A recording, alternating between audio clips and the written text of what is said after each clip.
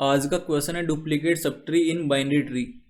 Given a binary tree, find out whether it contains a duplicate subtree of size 2 or more or not. Two same leaf nodes are not considered as subtree as size of a leaf node is 1। तो question क्या बोल रहे हैं एक बार इसको समझ लेते हैं। क्वेश्चन में एक बाइनरी ट्री गिवन है।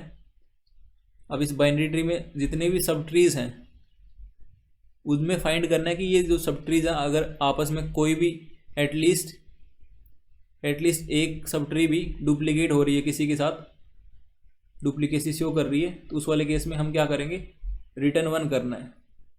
अगर डुप्लीकेट नहीं है, कोई भी नहीं है, यहाँ पे एटलीस्ट है, एटलीस्ट एक भी चाहिए रिटर्न 1 करवाने के लिए, और रिटर्न 0 करवाने के लिए क्या होगा, कोई भी नो सब ट्री होना चाहिए, मतलब कोई भी सब ट्री रिपीट नहीं होनी चाहिए। उस वाले केस में रिटर्न 0 करवाना है। तो ये है आज का क्वेश्चन। और यहाँ पे एक चीज़ और गिवन है क्वेश्चन में, नोट करके लिखा है, अगर दो सेम लीफ नोड सेम है, जो लीफ नोड अगर वो सेम है, जैसे कि ये वाला जो एग्जाम्पल है, एग्जाम्पल 1, इसमें जो ये 4 है और ये भी 4 है, दोनों लीफ नोड है और दोनों सेम है, पर फिर भी इनको एक सब ट्री की तरह काउंट नहीं करना, सब ट्री की तरह काउंट नहीं करना। तो यहाँ पे 4 की फ्रीक्वेंसी 2 बार है, और इसी तरह से यहाँ पे 5 है, वो भी 2 बार आ रहा है, 5 भी 2 बार आ रहा है। पर इनको यहाँ पे हम ऐसे नहीं बोल सकते कि 4 का डुप्लीकेट 4 है, ये तो बोल सकते हैं 4 का 4 है, पर 4 को as a sub tree count नहीं करना। क्वेश्चन में लिखा है साफ साफ, तो क्यों ही करना होगा। तो यहाँ पे लिखा है कि ट्री ऑफ साइज 2 और मोर, अगर साइज 2 है या फिर उससे ज़्यादा है, उन्हीं को ही काउंट करना है। जो लीफ नोड होते हैं उनकी साइज 1 होता है, क्योंकि उनके लेफ्ट राइट में दोनों तरफ नल होता है, तो जो भी साइज होते है खुद की होती है। तो इस वाली चीज़ को ध्यान रखना है, और जो भी सब ट्रीज बनेंगे उसमें लीफ नोड्स नहीं होंगे। तो ये आज का क्वेश्चन, आई होप यहाँ तक आपको समझ आ गया होगा। अब इसको अप्रोच कैसे करेंगे वो समझ लेते हैं। इसकी अप्रोच काफ़ी सिंपल है। करना क्या है, स्टार्टिंग में एक चीज़ गिवन है, बाइनरी ट्री गिवन है, बाइनरी ट्री का रूट नोड गिवन होता है। यहाँ पे एक चीज़ तो बोल सकते हैं कि जो बाइनरी ट्री है उसकी कुछ सब ट्रीज भी होंगी। अब जो ये बाइनरी ट्री है इसकी डुप्लीकेसी इसमें तो मिलेगी नहीं, तो हमें क्या करना है, जो सब ट्रीज हैं अगर ये आपस में कहीं पे डुप्लीकेसी शो कर रही हैं, उस वाले केस में हमें बताना पड़ेगा कि हाँ डुप्लीकेसी शो हो रही है, तो रिटर्न 1 करना है। अगर नहीं हो रही कहीं पे भी, उस वाले केस में रिटर्न 0 करना है। तो एक चीज़ तो पक्का है कि जो बाइनरी ट्री है उसके लेफ्ट में आइटरेट करना पड़ेगा, मतलब जो रूट नोड है उसके लेफ्ट में करना पड़ेगा और उसके राइट में आइटरेट करना पड़ेगा। जो लेफ्ट में जितनी भी सब ट्रीज हैं मान लेते हैं ये x है, और जो राइट में है इनको मान लेते हैं y है। तो मान लेते हैं कि ये x है, ये टोटल सब ट्रीज हैं लेफ्ट साइड में, और ये y है, टोटल सब ट्रीज हैं राइट साइड में। तो ऐसे हो सकता है।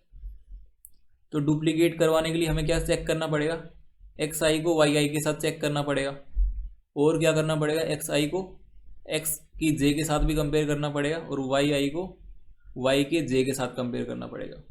अगर कहीं भी इक्वल आते हैं, ये वाला केस आता है तो भी डुप्लीकेट है, ये आता है या फिर ये आता है, इसमें से कोई सा भी केस आता है, उस वाले केस में हम बोल सकते हैं कि हाँ वहाँ पे डुप्लीकेसी शो हो रही है और रिटर्न 1 करना है। तो इस चीज़ को कैसे कैलकुलेट करेंगे, मतलब जो xi टोटल ब्रांच है लेफ्ट साइड में उसको कैसे कैलकुलेट करेंगे और वो कितनी होंगी, तो एक बार उसको समझ लेते हैं। तो मान लेते हैं एक बाइनरी ट्री है जिसमें टोटल n नोड्स हैं। तो n नोड्स में से टोटल लीफ नोड कितने होते हैं, n/2। तो n में से n/2 माइनस करेंगे तो इतने बाकी के और नोड्स बच गए। उनमें से जो एक नोड होता है वो रूट नोड है, तो total n/2 minus 1 total nodes बच गए कि जिनकी ब्रांच बनेगी। तो टोटल इतनी ब्रांच बनेगी, तो x + y इतना है, n/2 माइनस 1, मतलब ये नंबर है। अगर n नोड्स हैं तो उसमें इतनी ब्रांच बनेंगी, टोटल इतनी ब्रांच बनेंगी। तो x में कुछ आएंगी, y में कुछ आएंगी, आइडियली मान लेते हैं कि आधी आधी आएंगी। n/2 माइनस 1 डिवाइड बाई 2 ये x में आएगी, और इतनी y में आएगी n/2 माइनस 1 और डिवाइड बाई 2। तो अगर ऐसे कंपेयर करवाते हैं ये वाले मेथड से, xi को yi के साथ, फिर xi को xi के साथ, yi को yj के साथ, इस तरह से करवाते हैं, तो जो टाइम कॉम्प्लेक्सिटी होगी वो n² में जाएगी, क्योंकि अगर इसका n/2 और इसका n/2 आपस में मल्टीप्लाई होंगे तो n², अब डिवाइड में 2 × 2 × 4 जो भी आएगा, ऊपर n² आएगा और नीचे 16 आएगा। ये सबसे बड़ा फैक्टर है इस वाले मल्टीप्लिकेशन में। तो जो सबसे बड़ा फैक्टर होता है उसी पे डिपेंड करेगी टाइम कॉम्प्लेक्सिटी। तो यहाँ पे जो टाइम कॉम्प्लेक्सिटी क्या होगी, ऑर्डर ऑफ n स्क्वायर में आ रही है। नीचे चाहे बड़ा नंबर हो 16 है नीचे, पर उससे फ़र्क ज़्यादा पड़ेगा नहीं। तो अगर यहाँ पे n इक्वल टू 10⁻⁹ पुट करते हैं तो n स्क्वायर डिवाइड बाई 16 कुछ ऐसा जाएगा 10⁻18 डिवाइड बाई 16। तो जो नीचे 16 है इससे ज़्यादा फर्क पड़ेगा नहीं, क्योंकि अगर इसको सोल्व करते हैं तो ये ज़्यादा से ज़्यादा क्या आएगा 10⁻16 प्लस कुछ आएगा। तो इतना बड़ा नंबर भी मतलब n स्क्वायर में जा रहा है जो भी है आउटपुट, तो इसको हमें रिड्यूस करना पड़ेगा, नहीं तो जो कोड है वो TL ही दे देगा। n स्क्वायर को n में करना पड़ेगा। तो उसके लिए क्या कर सकते हैं, जो ये जो लेफ्ट ब्रांच है x नाम की और जो टोटल राइट वाली ब्रांच है y, इनको एक हैश मैप में स्टोर करवा सकते हैं। जो ब्रांच है उनको एक स्ट्रिंग की फॉर्म में, और यहाँ पे एक इंटीजर पास करवा देंगे हैश मैप में, इंटीजर से क्या होगा, इंटीजर बताएगा कि इस स्ट्रिंग की कितनी फ्रीक्वेंसी है। अगर जैसे ऐसे आता है एक ब्रांच B1 है और एक ब्रांच B2 है, अगर ये दोनों सेम आती हैं उस वाले केस में जो हैश मैप होता है वो कैसे स्टोर करता है इनको, अगर B1 पहले से ऑलरेडी स्टोर्ड है तो B1 की फ्रीक्वेंसी स्टोर कर रखी है उसने, जैसे B2 है क्या करेगा, ये B1 की फ्रीक्वेंसी को बढ़ा देगा, B2 को अलग से स्टोर नहीं करेगा। तो इससे क्या हो रहा है, जो स्पेस है वो भी एक्स्ट्रा यूज नहीं हो रहा और जो टाइम है वो भी बच रहा है, क्योंकि फ्रीक्वेंसी बढ़ाने का सिंपल सा मतलब यही है कि डुप्लीकेट आ रहा है।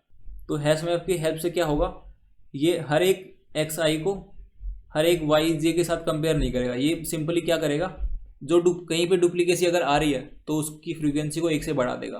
तो जो भी मतलब ये काम करता है ये बिग ऑफ 1 में करता है हैश मैप।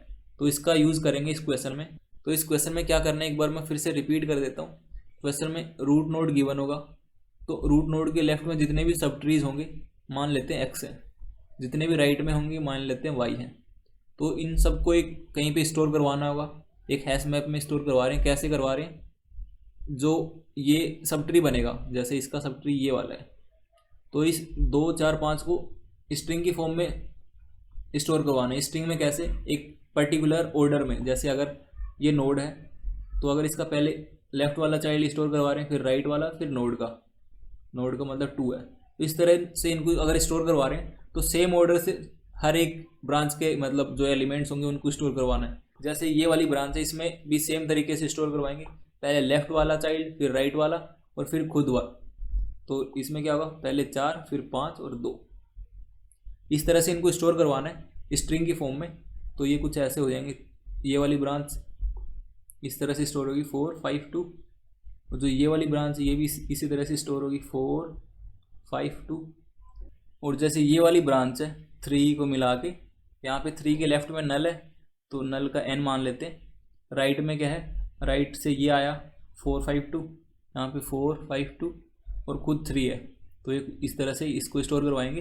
तो इसको हैश मैप में स्टोर करवाएंगे। अगर कहीं पे भी डुप्लीकेसी आते हैं जैसे इस वाले केस में आएगी 4 5 2 और 4 5 2 2 बार आएगा, तो हैश मैप ये कुछ इस तरह से इसको स्टोर करेगा 4 5 2 2 डिनोट करेगा कि इसकी फ्रीक्वेंसी कितनी बार आ रही है, और ये ब्रांच को डिनोट करेगा कि ये वाला सब ट्री है, इसकी 2 बार फ्रीक्वेंसी है। और फिर हम एंड में क्या करेंगे, एक लूप लगाएंगे, जितनी भी वैल्यूज़ हैं हैश मैप में उनमें उनको चेक करेंगे। अगर कोई भी वैल्यू 1 से बड़ी आ रही है उस वाले केस में हम बोल सकते हैं कि डुप्लीकेसी शो हो रही है, उस वाले केस में रिटर्न करना 1 को, एल्स रिटर्न करना 0 को। तो इस तरह से इस क्वेश्चन की अप्रोच है। इसका मैं कोड कर देता हूँ और अच्छे से समझ आ जाएगा। तो यहाँ पे एक हैश मैप लेंगे स्टार्टिंग में,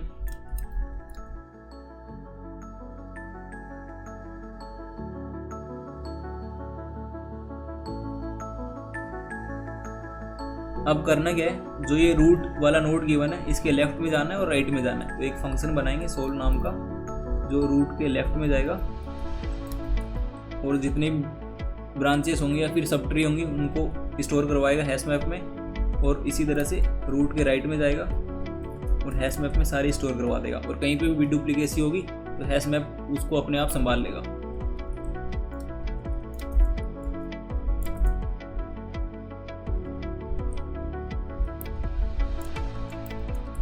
अगर 1 से ज़्यादा रेपिटेशन हो रही है उस वाले केस में रिटर्न करना 1, एल्स करना रिटर्न 0। अब ये सोल्व वाला फंक्शन कैसे काम कर रहा है इसको लिख लेते हैं।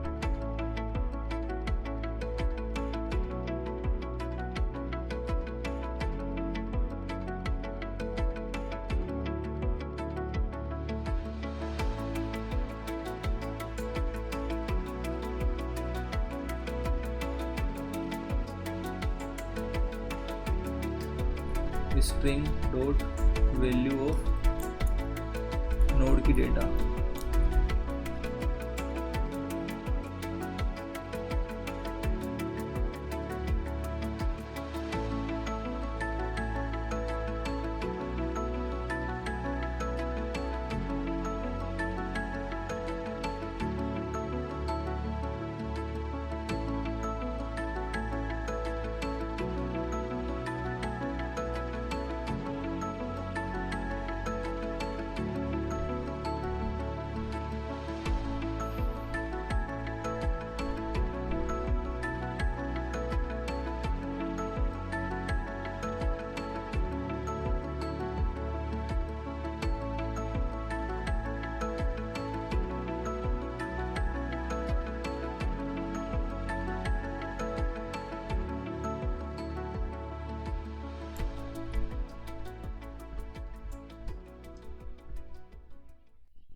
तो ये आज का POTD problem of the day, एक बार इसको समझा देता हूँ। तो आज का क्वेश्चन था कि एक बाइनरी ट्री गिवन है और इस बाइनरी ट्री में जितने भी सब ट्रीज हैं, अगर इन सब ट्रीज में कहीं पे भी डुप्लीकेसी हो रही है, मतलब दो ट्रीज सेम है, उस वाले केस में रिटर्न करना था 1 को।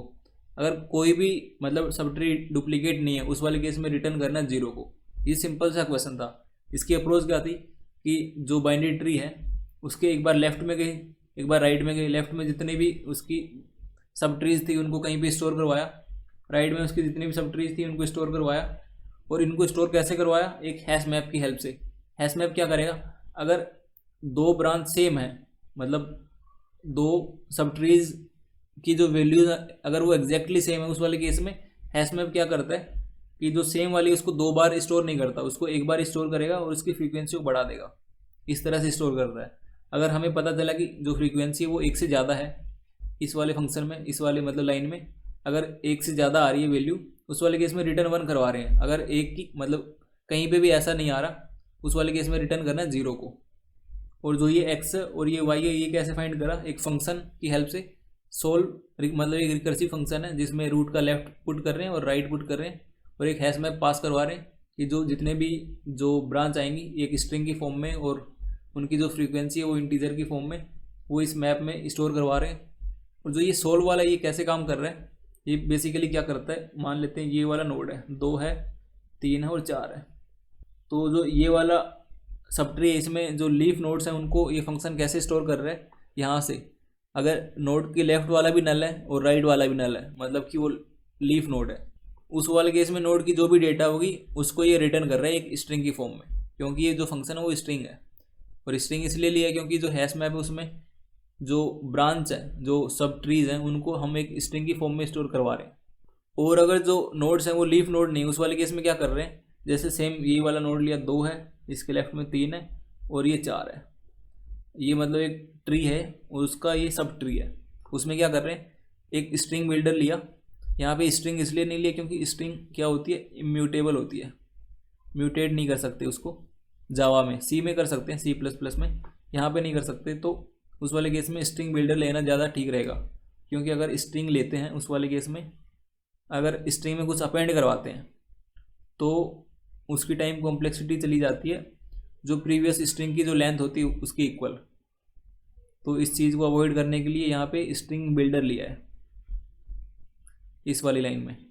यहाँ पे स्ट्रिंग बिल्डर लिया। अब इसमें अपेंड करवाए क्या? ये लेफ्ट वाला नोड 3 करवा दिया, उसके बाद राइट वाला नोड 4 करवा दिया, उसके बाद जो खुद है ये 2 वाला यहाँ पे 2 करवा दिया। इस तरह से ये स्ट्रिंग को फॉर्म कर रहे हैं। और जो ये स्ट्रिंग है इसको हैश मैप में पुट कर रहे हैं। यहाँ से स्ट्रिंग बिल्डर को स्ट्रिंग की फॉर्म में हैश मैप में पुट करा और यहाँ पे HM गेट और डिफ़ॉल्ट वाला क्या कर रहा है? अगर गेट और डिफ़ॉल्ट वाला बेसिकली क्या करता है? अगर हैश मैप में ऑलरेडी एक स्ट्रिंग पड़ी है, मान लेते हैं 1 2 3 नाम की, और उसकी फ्रीक्वेंसी 1 पड़ी है, और एक और हमारे पास स्ट्रिंग आती है 2 3 4 की, उस वाले केस में क्या करेगा ये? तो ये हैश मैप क्या करेगा? ये चेक करेगा ये 2 3 4 वाली स्ट्रिंग है, अगर ये ऑलरेडी इसमें है उस वाले केस में तो उस पर जो भी फ्रीक्वेंसी पड़ी होगी उसमें 1 ऐड कर देगा। अगर नहीं है उस वाले केस में 0 में 1 ऐड कर देगा और इसको पुट कर देगा। इसको ऐसे कर देगा, ये हैश मैप 234, 1। अगर यहाँ पे 234 की जगह 123 आता, 123, उस वाले केस में ये क्या करता, जो पहले से 123 था उसको, उसके 1 को हटा के 2 कर देता, इस तरह से। और फिर यहाँ पे एंड में क्या हो रहा है, जो भी रिजल्ट आया उसको स्ट्रिंग की फॉर्म में रिटर्न करना है। यहाँ पे इस क्वेश्चन में एक चीज़ और नोटिस करने वाली है, जैसे मैं कोई भी नंबर की अगर स्ट्रिंग बना रहा हूँ 1 2 3, तो मैं इनको सेपरेट नहीं करवा रहा हूँ, इनको ऐसे नहीं करवा रहा हूँ 1, 2, 3। ये क्यों नहीं करवा रहा हूँ, इसका रीज़न क्वेश्चन में गिवन है। क्वेश्चन में कहाँ गिवन है देख लेते हैं अभी। यहाँ पे गिवन है नीचे, ये वाली चीज़, जितने भी डेटा होंगी, मतलब जितने भी नोड्स होंगे उसकी डेटा यूनिक होगी, 0 से 9 ही होगी। इसका क्या मतलब हुआ, इसका मतलब है कि अगर ये वाला नोड है मेरे पास, तो मान लेते हैं एक सब ट्री है ऐसा, यहाँ पे 44 है और यहाँ पे 3 है, यहाँ पे 4 है, और एक और सब ट्री मान लेते हैं यहाँ पे 4, सिर्फ 4 है और लेफ्ट में 3 है और यहाँ पे 44 है। तो अगर इसकी मैं वो बनाता हूँ स्ट्रिंग, तो कैसे बनेगी, 3 बनेगा, 4 बनेगा और एक 4 बनेगा। और इसकी स्ट्रिंग बनाऊंगा, क्या बनेगा, एक 3 बनेगा, एक 4 आएगा और 4 आएगा। तो ये दोनों सेम स्ट्रिंग बन गई। अगर ये वाली ब्रांच होती उस वाले केस में, तो जो ये वाला कोड है ये गलत आंसर देता, बिल्कुल देता ही।